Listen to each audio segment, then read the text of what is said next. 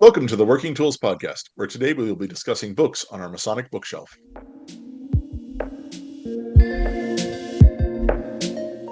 Ladies and gentlemen, brethren all, welcome to the Working Tools Podcast, a casual conversation around Freemasonry. First, it's important to note that our thoughts and opinions are our own and do not reflect those of our Grand Lodge or respective craft or concordant bodies. Please connect with us and ask questions via our website at theworkingtoolspodcast.com.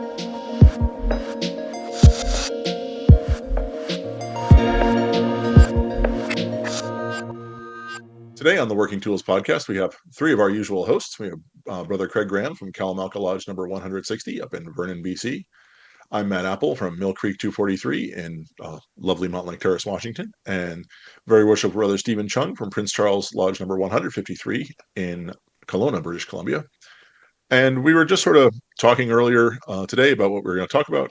And the topic was suggested by Craig that we sort of talk about books that are on our Masonic bookshelf that we have read or have not read. So I know I've got a fair number over here that I call them my reference books that I have not gotten around to reading yet, although I fully intend to at some point.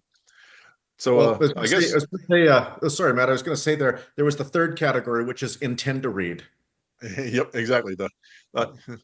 When that gets taller than your nightstand, that's when I start to worry. That's right. I learned a long time ago that what you actually do is you stack up a bunch of thin books on your intend to read. You don't put the heavy duty thick books that are on there. Just put the thin ones on there.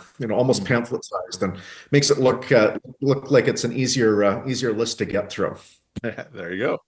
Yeah. So what's one on your shelf? Oh, sorry. What was that, Matt? Oh, I was just going to ask what was on your shelf that you wanted that something you would talk about.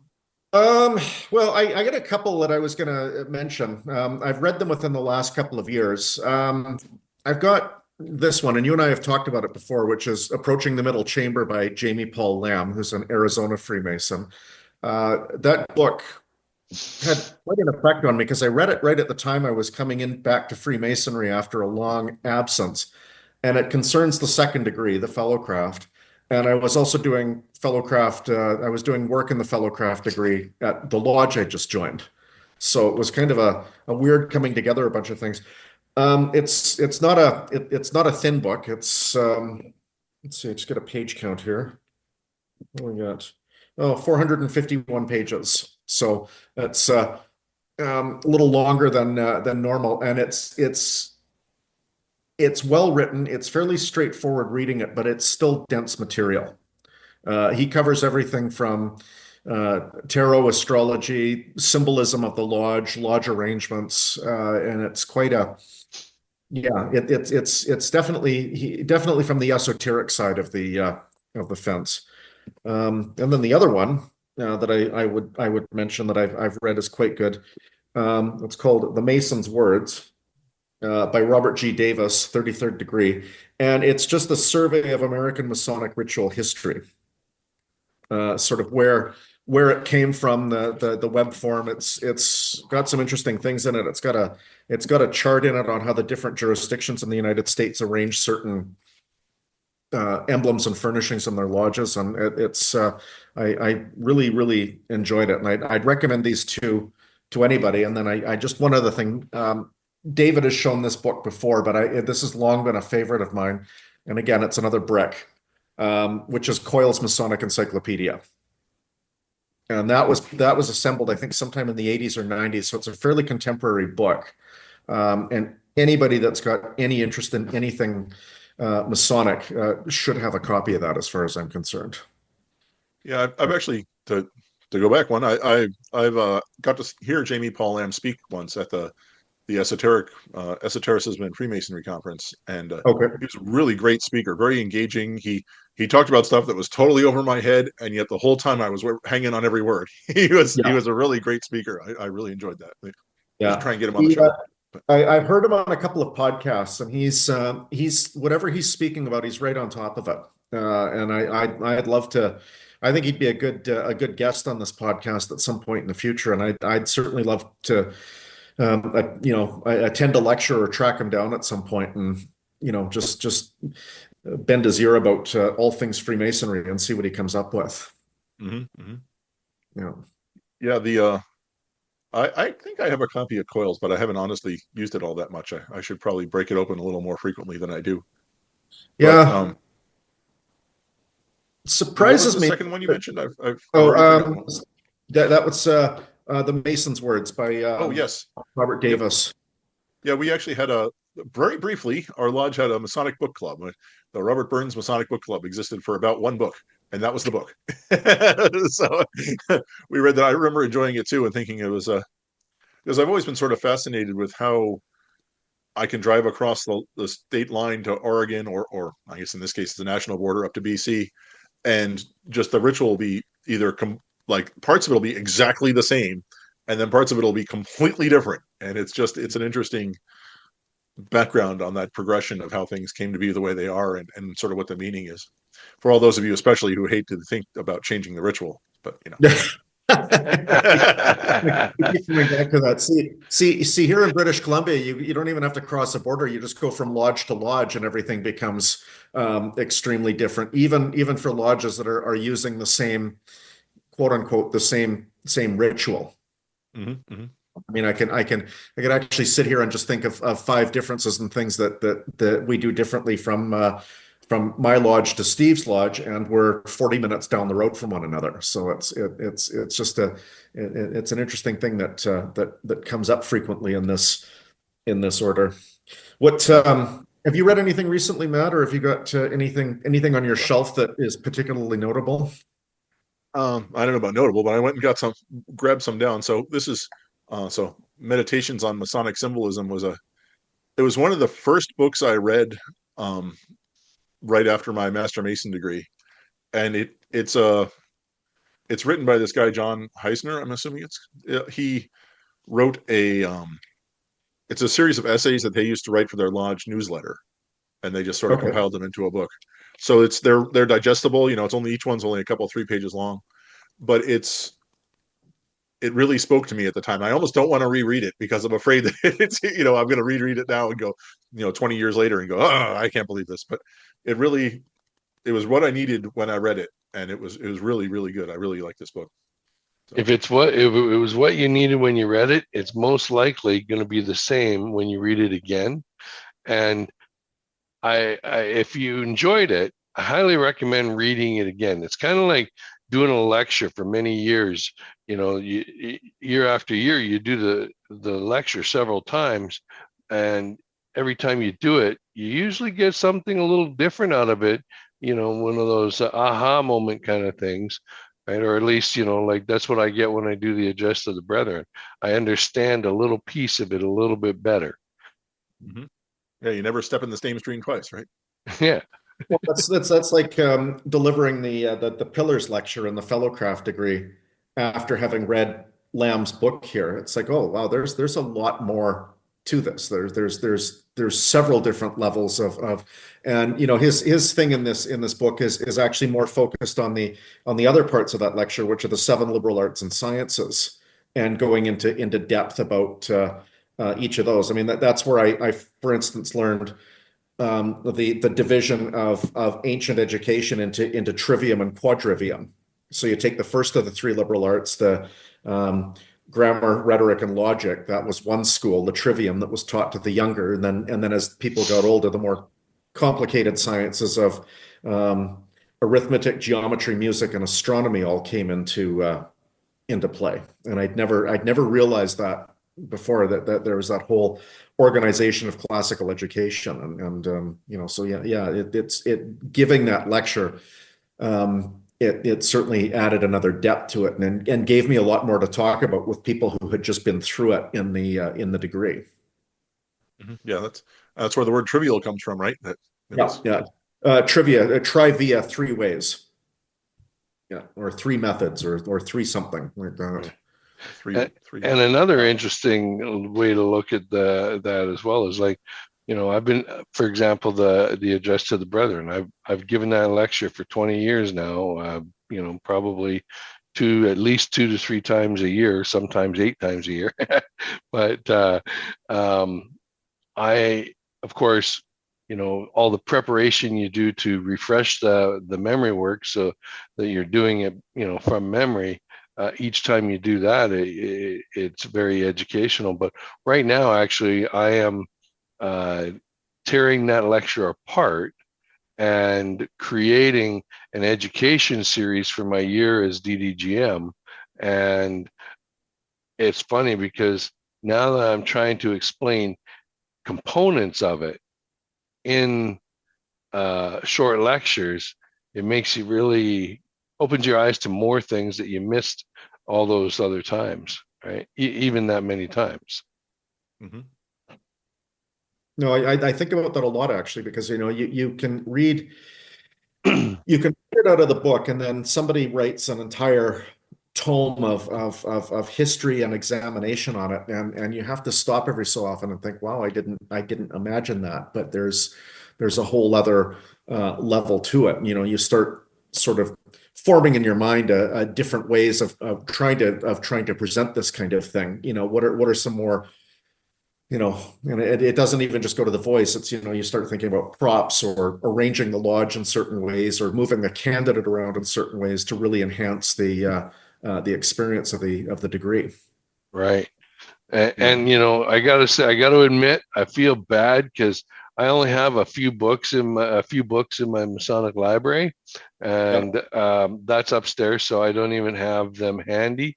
And of them, I've only read the one book, which we've gone through extensively, which was Freemasonry for Dummies, right? Mm-hmm. However, that being said, I have read many papers as we've reviewed them through the several years in the podcast, and that's the extent of my reading, because I generally don't read much. I don't have time.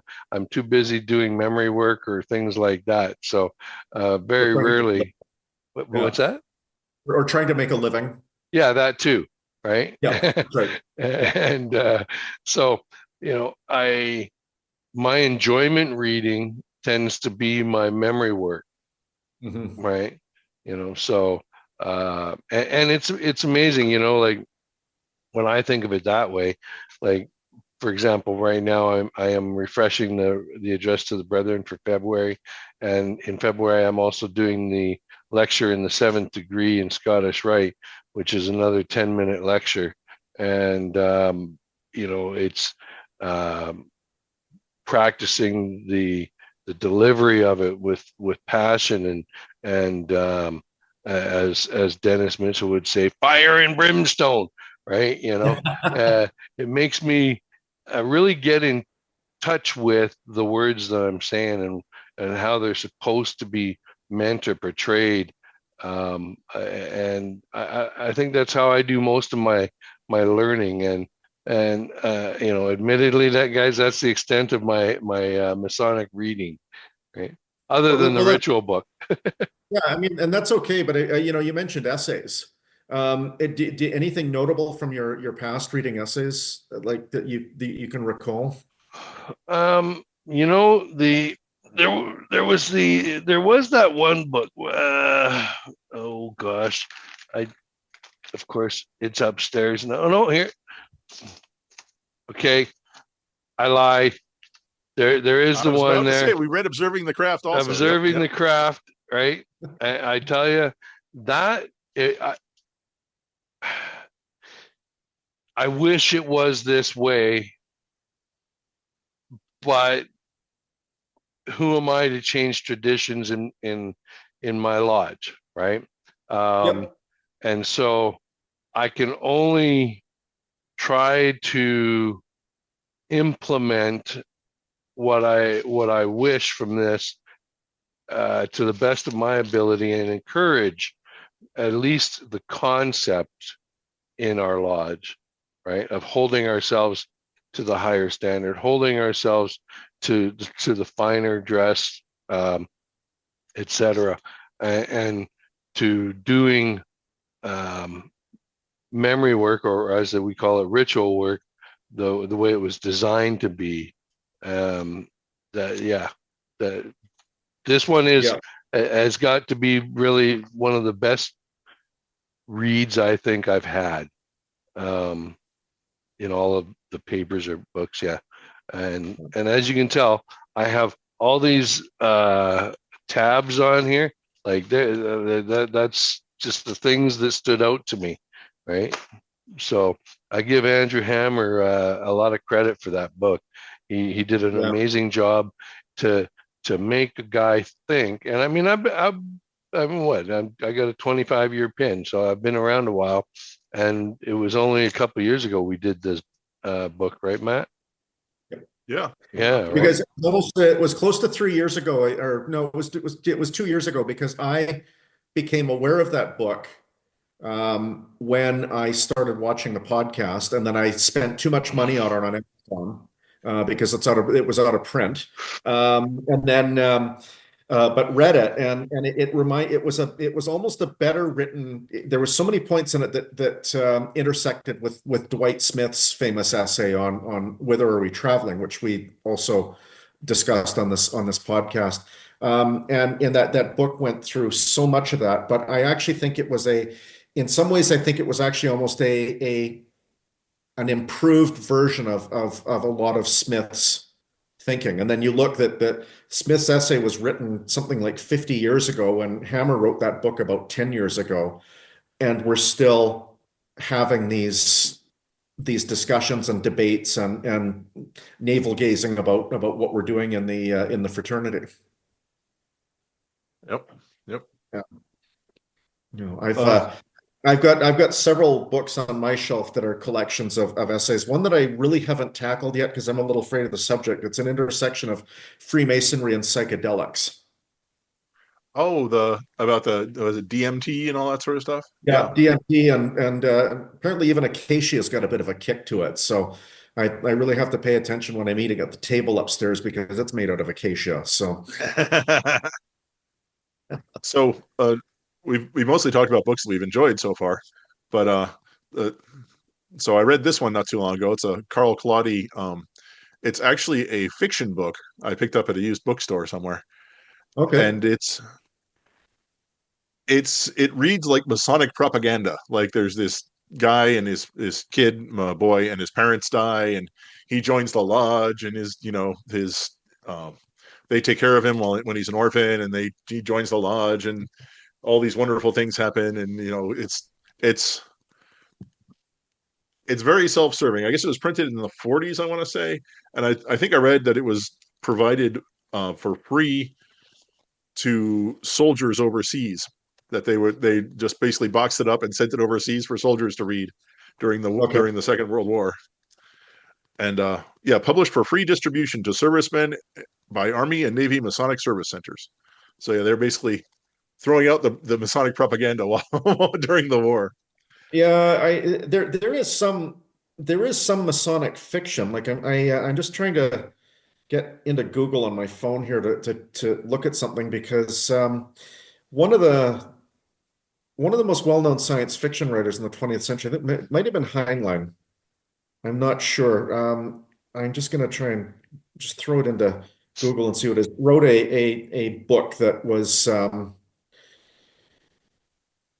kind of about guys that discover Freemasonry somewhere in the midst of a science fiction battle. I'm really butchering it, but neither of you, that doesn't strike a knowledge with either one of you, does it? No. Okay. I just trying to, and of course I just throw a general term into Google, and it comes up with an affinity lodge in Britain that specializes in science fiction. Yeah, there was a lodge near us who had a conversation about a Heinlein book, and it's like The Past Through Tomorrow or something like that was the name of it. I think it was a collection of short stories, and they were talking about how it connected to Masonry, but I haven't read it, so I haven't been to the book group, so I'm not quite sure. Yeah, I'm not sure either, and Google is not helping. It's Yeah. No. Another one I liked. You want to talk about dense books? It's The Lost Keys of Freemasonry by Manly P. Hall. It's very esoterically minded, as most Manly P. Hall things are. I remember when I started reading it, again, I was a pretty young Mason, and I remember telling my wife that if this guy had a cult, I wanted to join it. because it was really persuasive. Again, it's a lot of the stuff I'm sure was going over my head, but it spoke to me on some kind of level that I was like, yeah. So, and here's the funny thing. I think he actually wrote that book before he was a Freemason. I think you're right. I think you're right. Yep. I think that the story is that Hall had, because he was a kind of a polymath as far as esoterica goes, and I think he wrote that book before he became, and I mean a period of years. He didn't. It was sort of like he wrote that book as a younger man and then became a Freemason in middle age somewhere. It was. That's the thing. I don't think I have a copy of that, but that's definitely on my acquisition list. I've got an old copy of a book that's been kicking around for decades and decades called The Builders by Joseph Fort Newton. And most people that have done even a little bit of Masonic reading kind of come across it. It's fairly straightforward. There's nothing really, as I think that we used the term woohoo one day on this podcast to describe the esoteric side of the fraternity. So there's not too much of that stuff in it, but yeah. And then I look at some of my other titles and I realize I was a little Templar heavy when I was buying books in the 90s, because that was when the Hiram Key and a bunch of other books that figured we all came out of the Knights Templar were published. I don't know if either of you guys had joined Freemasonry by that point or not, but I was not a Mason, but I've become aware of several of the books. There's a couple of them back there somewhere. Yeah. What year? I think if I remember, I was initiated in 93 or late 93 or early 94. Yeah, no, I was initiated in 99, though I've been around it most of my life since I was 14. I've been surrounded by Masonry. So yeah, you went through Demolay. Yeah. Steve, did you join Freemasonry straight away, or was there a few years there between kind of one and the other? Yeah, no, there was several years. Most of my Demolay brothers joined straight from Demolay into Freemasonry, but I was busy raising kids and starting a family and all that. But I got back involved, working closely with the Masons. Was about 93. When I was becoming a chapter dad for Demolay here in Kelowna. And so I was meeting with the lodges on the regular basis and working with them and the Eastern Star ladies and so on. So I got to know them all fairly well before I put my petition in. Okay. But I didn't want to join Freemasonry until I had time to commit to participation. Right. Yeah. There's lots of guys that join and don't really have the time to participate, and I've never really understood that. But well, that in a nutshell is why I had the long absence. I was away from it for almost 22 years, from about late well, from fairly early in 2000, because that's when my career sort of changed, until I moved up here in 2021. Right. Just because I there were times in my life when I lived in Coquitlam that I could have joined a lodge down there, but I didn't want to be a placeholder.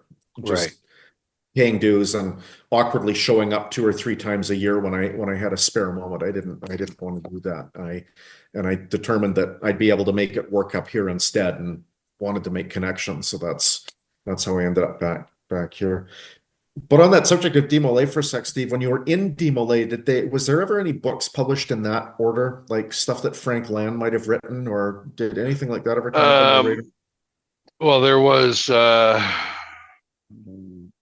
was called Dad, and that was by Frank S. Land for chapter dads, right? And there were probably a couple of books that were related at the time, but that was so long ago I wouldn't wouldn't remember them. Yeah. Mhm. I have a hard time remembering last week, let alone, 30 years ago. But it's amazing. I some of this stuff, my wife says, "Don't you remember talking about that last week or a couple weeks ago?" No, but I can remember these lectures and all the other Masonic work I've committed to memory. Heck, I can even probably right now recite the flower talk, which I learned when I was 14, my first weekend in DMLA. Right? Hmm. Actually, Dick Audie, he did that same talk. And one day we were talking with a couple of entered apprentices that we drove up to, I think it was Vernon. We were driving back and we were talking about memory work and how it stays with you and how once you've really got it, you never really lose it. It just gets filed back further and then you can just pull it out.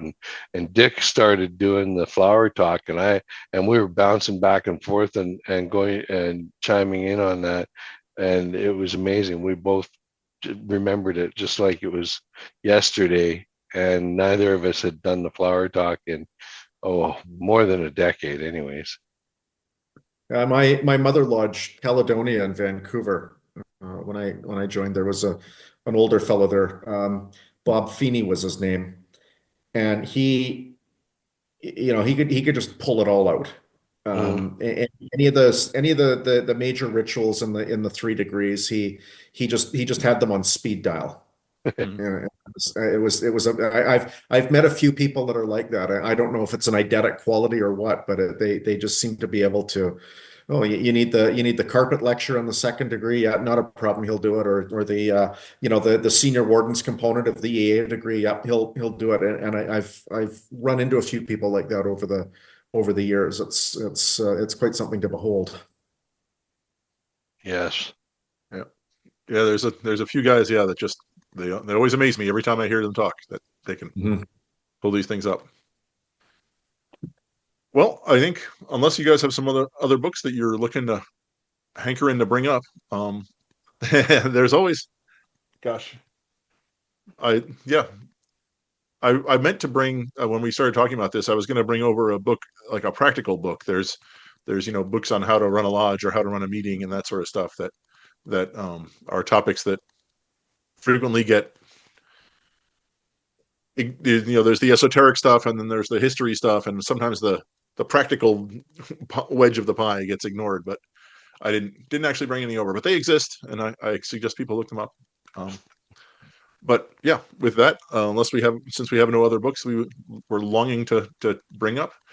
We should bring the regrets of very worshipful brother Dave Colbeth, as he really wanted to be here, but he was stuck in an officers meeting.